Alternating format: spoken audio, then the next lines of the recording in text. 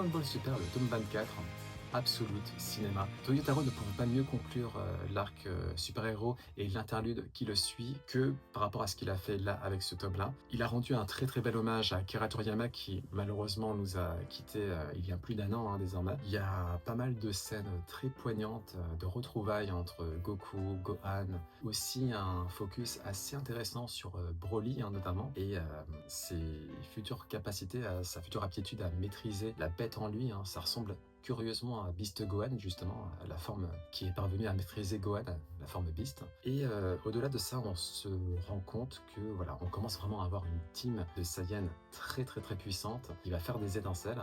Un Piccolo aussi qui est revenu sur le devant de la scène de manière assez prestigieuse. Et au niveau de l'écriture, c'est vraiment touchant. Voilà, c'est juste touchant. Il y a des dialogues entre différents personnages qui nous renvoient à certaines scènes du passé. La petite scénette à la fin où Goku part retrouver Pan, la fille de Gohan et sa petite fille du coup, est très très touchante également.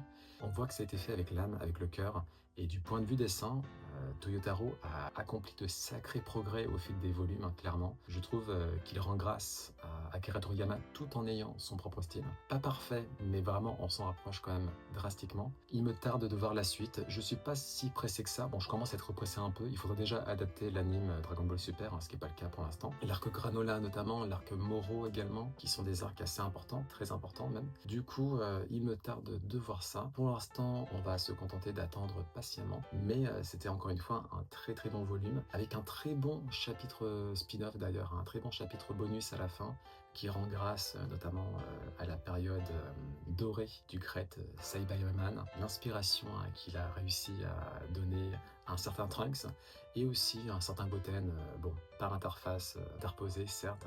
Avec ce chapitre, on retrouve un peu l'essence de Dragon Ball, ça fait plaisir à voir aussi. Rien à dire. Très très très très bon volume.